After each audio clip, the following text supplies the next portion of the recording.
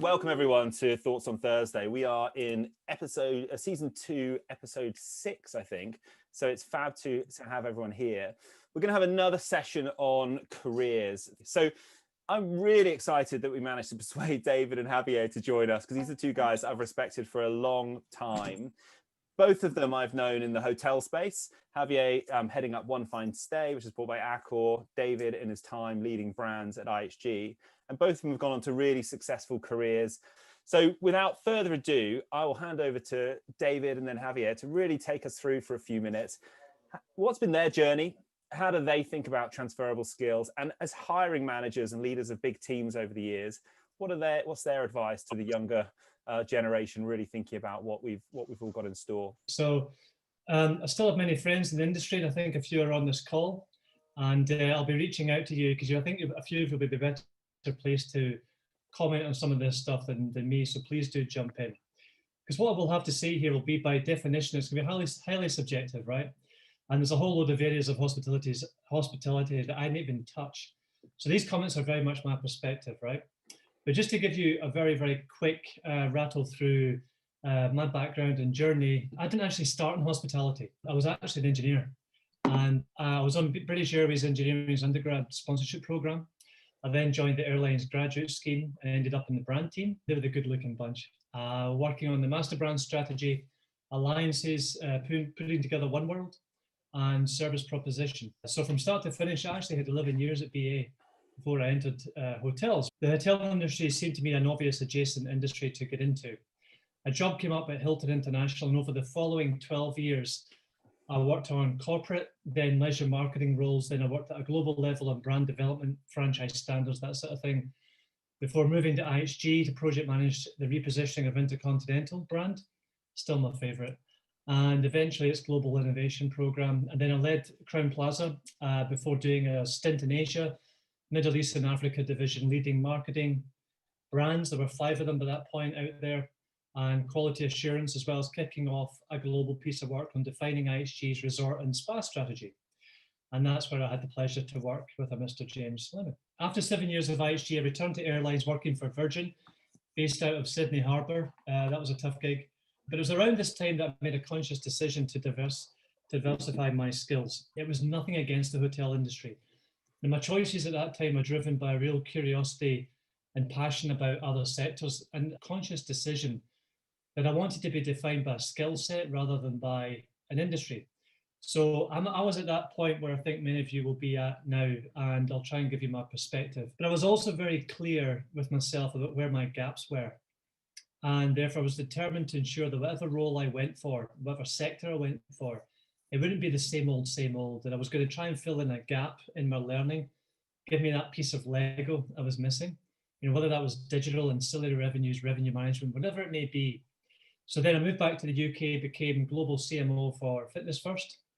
And at that time, I was also lucky enough to be a board director for an international preschool education business. I set up my own consultancy. And my biggest client I worked with was O2 on their customer strategy before I joined the cinema group, Odeon Cinemas Group, which is the largest across Europe, as Chief Commercial Officer. So it is possible. I'm here to give you some light at the end of the tunnel. It is possible. And also I want to add a bit of further encouragement. My current CEO used to lead finance when I worked with him at Hilton. And my CEO at Fitness First was previously the CEO of IHG. And also until recently, I had a very talented PMO in my team running all my strategic projects. And he used to be a sous chef at the Savoy. Okay. So it is absolutely possible to get across into other sectors. And as I've done this, I've been very encouraged by, one, how much I was able to reach back into what I'd learned in hospitality and apply it in a new sector with relative ease. And two, how much my hospitality exposure was needed and appreciated elsewhere. And I want this message to come out loud and clear today. I remember being in a very early team meeting at Virgin, the airline, and the chief customer officer was grappling with a real customer issue. He turned to me and asked, how would a hotel business tackle this? So I was seeing a scene from coming from an industry that cracked a lot of things that other industries were just starting to get their heads around. So I want this to be really clear. Hospitality, in my experience, was not seen as a poor cousin to proper service industries. It was seen as the service industry. But James asked me to talk about what does that look like in terms of transferable skills. And this is the second part of my little speech here. What I want to do is actually do this by taking a look at the hospitality sector from where I see it from my perspective now, because I think this is the critical thing. There are many similarities with other industries. And it's by harnessing, in fact, exploiting those similarities that I think I've done that's allowed me to manage to secure roles outside of it. And I want to run through some of the commercial and operational challenges that you face or have faced into every day. And I want to consider both the historic strengths of hospitality pre-pandemic, back to those glory days of 2019, right? Let's just say today's ever-evolving, ever-changing world. I think a lot of this stuff is even more valuable to businesses right now. And I want to break that down for you. Hospitality at its core is the business of filling an empty space with memorable, differentiated and desired experiences that customers are willing to pay for, hopefully at a premium. Now, if you frame it like that, it's no different to so many other businesses. Defining and putting together customer experiences across multi-touch point journeys, seamlessly weaving product and service together and working across operations, IT, HR, marketing, digital, to bring it all to life. And from my personal experience, hotel businesses lead the way in this stuff. And the EQ, that kind of emotional intelligence that goes into your training and service standards and the provision of that experience, I think is second to none. Don't forget that. It's a real selling point. And now today, everyone's grappling with the critical importance of operationalizing, communicating safety and hygiene standards, having to rethink the entire service proposition. Really important. Everyone is gasping for leadership in that space. At Odeon, we've seen a dramatic rise in online bookings since before the pandemic.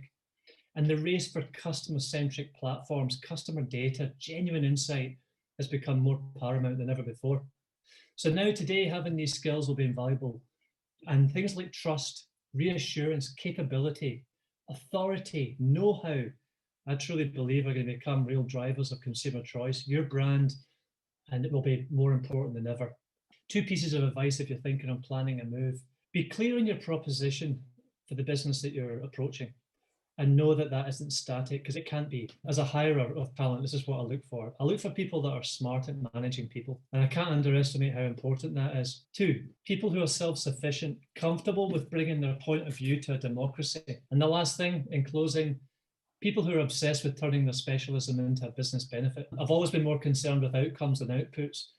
Busy people do a good job of showing you a lot of output, but successful people, in my experience, are the ones that can translate that into what impact it had. That's me finished. Perfect. James. David, fantastic. That's great. I can see people literally rewriting their CVs as we go. Like, yep, this is how I'm going to talk about what I do now. That's fantastic. Great. Thank you. Javier, over to you. Great to get your perspective on things. Look, I think that, David, you've just literally said it all. So I think it's, I'm going to give you a different perspective just quickly on who I am. A 20 years hospitality expert, but I'm also an entrepreneur. I'm a serial entrepreneur. I've been faced with a lot of career accidents that have taken me and helped me navigate through a lot of changes in my career. And I have to say that, one of the first, as I tell you a bit my background, one of the first advice I would give everyone is to have the courage, and I think that applies not only today, but always, to be able to go into either a different destination, a different part of your career with courage. I think that courage is one of the most important qualities anyone can have, because it is courage that has taken me to different markets. I've been able to work in Europe, in the US, in Asia Pacific. Also gives you a tremendous humility, because every time you go from one place to another, you learn so much, and learning is also one of the most important parts of also being able to react to these type of situations, because you're already used to learning and to reacting to new environments.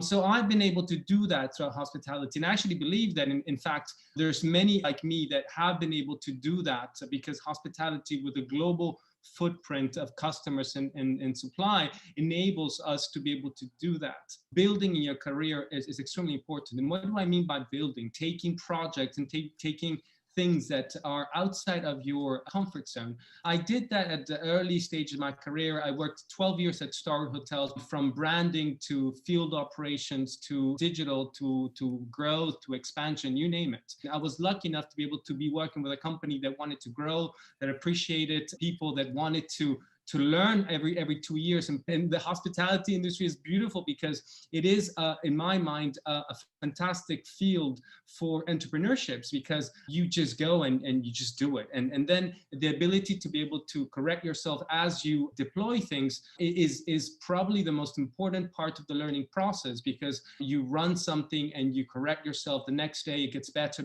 And then after that, you master the skill. At an early age in my career, I got the opportunity to redo a brand. It was a bit of a old, dilapidated brand, and we had to completely redesign the entire operations.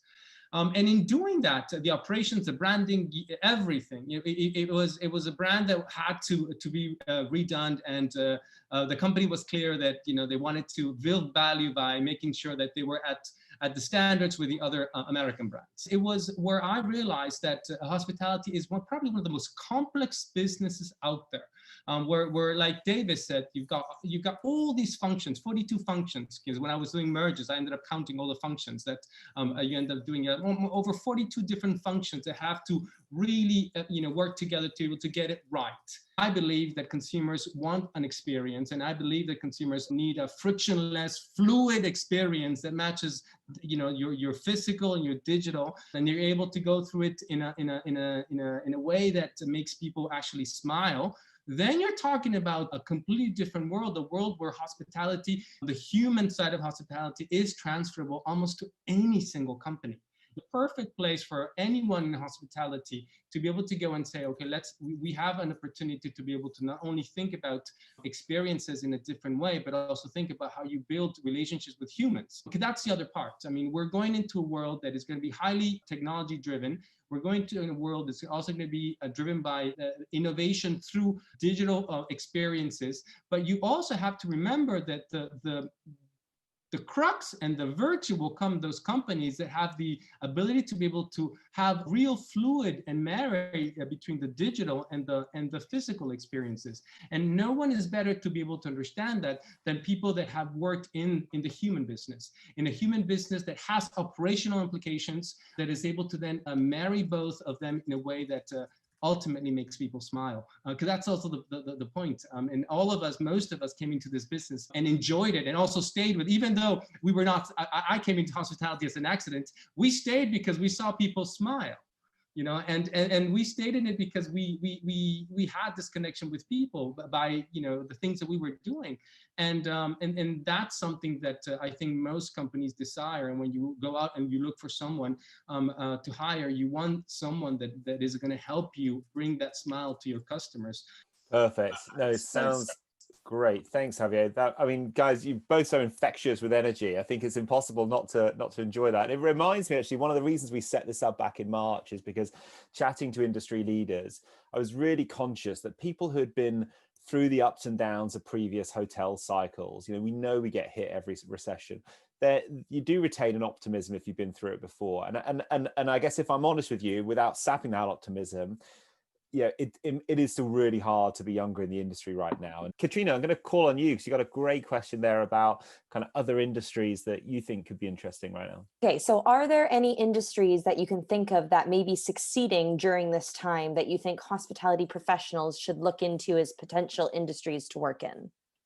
Retailers are actually, some are doing terribly. The high street is in dire trouble, but anybody who has a sophisticated delivery mechanic is doing exceptionally well. And anybody involved in that ecosystem is doing exceptionally well, whether it's Just Eat or Uber Eats and all the Deliveroo and all those elements are doing extraordinarily well. And seeing that innovation at a local level for bigger businesses, how they've transformed that part of their business has been extraordinary. Obviously, digital businesses that are where the proposition is in a digital environment, streaming services. I've got friends in Twitter, I've got friends in Spotify. They're doing well. They're now building their kind of consumption. The home nesting element of that has been obviously very prevalent through lockdown, and it seems to be getting retained as people come out of that. So any business that has that component, I think, have done very well indeed. But firstly, a huge thank you to David and Javier. I think that's been one of the most dynamic and optimistic sessions in terms of where we go next as people in this industry and as an industry. Kind of my key takeaways are hospitality people we just have so much to offer, you know, having run a human business that have got all these strengths that you both outlined. We do need to stay optimistic. We do need to think about our fit and our values and turn up with a confidence that we can have a good impact on someone else's business. And I think we're probably sitting here thinking, well, it's easy for David and Javier to have that confidence and optimism, but we need to develop the tools and skills that we can then turn up with that confidence too. So again, goes without saying, if you're listening to this and feeling like you'd benefit from support, connection, development from leaders like David and Javier and others on this call and many others in our community, please do go ahead and join the GrowthWorks network. This is what we are all about, just giving people a chance to practice skills, talk about skills, and think about where next with their careers in this industry. So you know, go to LinkedIn or to our website, thegrowthworks.com/mentorship. It's entirely free, and we'd love to have as many of you in there as possible.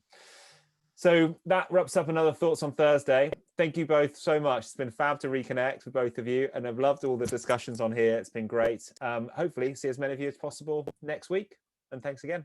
Thanks, everyone. Thank you very much. Thank you. Thank you, everyone. Thank you, David. Thank you.